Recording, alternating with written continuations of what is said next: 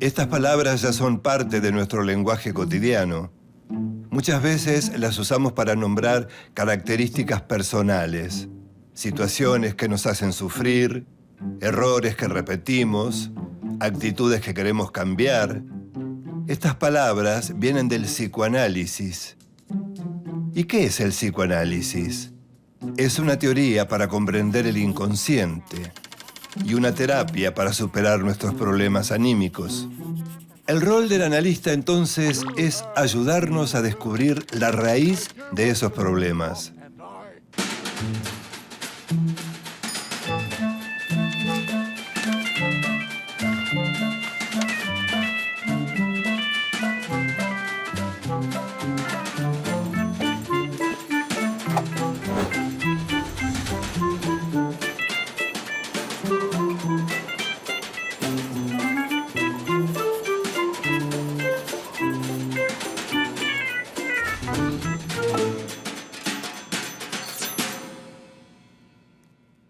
Hasta comienzos del siglo pasado, los problemas de la mente eran tratados solo por la medicina. Fue precisamente un médico austríaco, Sigmund Freud, quien se dispuso a indagar en las profundidades de la mente, y lo hizo de una forma muy particular, a través de la palabra. Freud escuchaba a sus pacientes. Consideraba sus palabras como la llave de acceso al inconsciente. Pero la comunidad médica se resistía a aceptar que podía curar los problemas solamente hablando. Sin embargo, Freud pudo. Los resultados fueron tan contundentes que no tuvieron más alternativa que aceptar al psicoanálisis como una especialidad de la medicina. Sin proponérselo, Freud impulsó una de las más sólidas revoluciones del siglo XX. Sigmund Freud nace en Freiberg, una ciudad que en 1856 pertenecía al Imperio Austrohúngaro. Sus padres eran comerciantes judíos y cuando él tenía 1 año se mudaron a Viena. El pequeño Siggy mostró desde muy temprano un gran interés por saber cómo funcionaba la mente humana. Estudió medicina, quería ser un científico y dedicarse a la neurofisiología. Sus primeras investigaciones se centraron en las células nerviosas y fueron decisivas para su futuro trabajo. Pero hacia 1890 había mucha resistencia para que los judíos ocuparan posiciones importantes en la academia. Freud decide entonces continuar como médico clínico en el Hospital General de Viena. La misma Viena por donde pocos años después pasaría otro muchacho cuyo nombre se convertiría en sinónimo del máximo horror de la humanidad.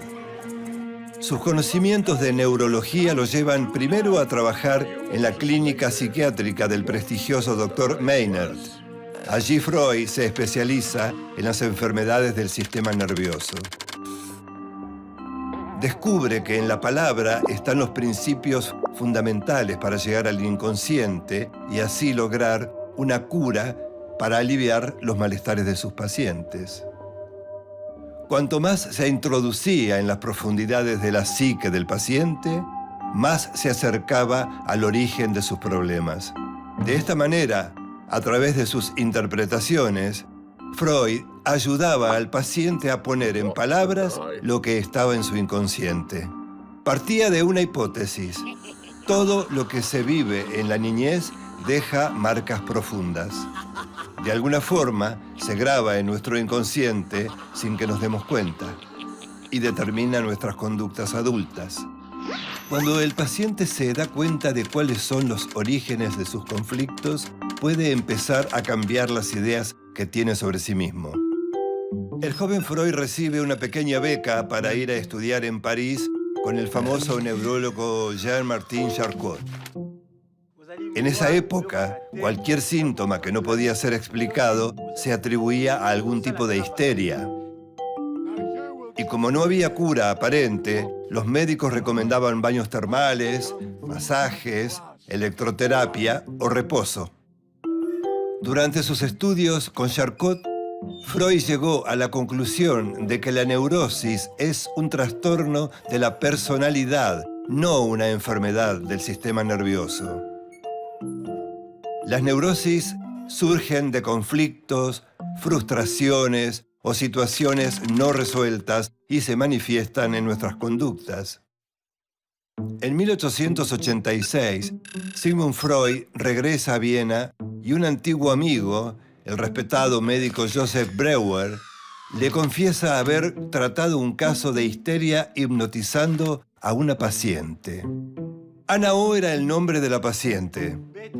Una joven a la que se le paralizaban las piernas y los brazos, veía mal, tosía y no comprendía cuando le hablaban. Freud no la hipnotiza. Prefiere dejarla hablar sobre lo que le venga a la mente. Recuerdos, fantasías, sueños que se asocian libremente. Al concluir el relato, Ana se sintió muy aliviada. A través de la palabra comienza su proceso de curación. La asociación libre no es el único camino al inconsciente. Freud descubre que los sueños también expresan deseos no manifiestos. En 1896 escribe La interpretación de los sueños. En este estudio explica que a través de los sueños también es posible abordar cuestiones arraigadas en el inconsciente. Es decir, los sueños son otra de sus llaves de acceso. En 1905, Freud publica sus investigaciones en 3 ensayos de teoría sexual. Vinculó el goce con la sublimación. Los deseos sexuales son impulsos que buscan los primeros goces que tuvimos. Por eso Freud separa lo genital de lo sexual. Hombres y mujeres obtenemos placer sexual no solo de la estimulación de la zona genital. Todas las superficies del cuerpo son zonas erógenas. Las personas satisfacen parcialmente esos deseos en la vida sexual y en los sueños. Freud distingue entonces 3 etapas en el desarrollo psicosexual de cada uno. La primera etapa es la oral, cuando la mayor satisfacción del bebé se la da el alimento. Por lo tanto, el placer lo obtiene al succionar. Pero cuando la madre le retira el pecho, el bebé siente algo así como la expulsión del paraíso. El bebé entra en la segunda etapa. Freud considera que retener y soltar le causa placer. La tercera etapa aparece a los 3 o 4 años, cuando el niño o la niña descubren que llevando las manos a la zona genital obtienen placer. Comienza la curiosidad, la angustia y la confusión que provocan las diferencias entre la anatomía sexual del varón y de la niña. Entre los 5 y 6 años, el niño entra en la fase del complejo de Edipo. Los sentimientos del niño hacia la madre y de la niña hacia el padre entran en pugna. Sienten por ellos amor y celos, rivalidad y dependencia. Esos sentimientos incidirán en la formación de su carácter, en su diferenciación y orientación sexual. La teoría de la sexualidad desarrollada por Freud lo hizo famoso, pero no por las razones que él hubiera deseado. Él buscaba hacer un aporte a la comprensión de la represión. Durante la Primera Guerra Mundial siguió buscando respuestas a un conflicto neurótico de base: lo que deseamos versus lo que hacemos. Freud dijo que todas nuestras conductas estaban al servicio de reducir esta tensión. Postuló un nuevo modelo dinámico de la psique. El ello reúne nuestros impulsos primarios. La mente de un bebé es fundamentalmente ello.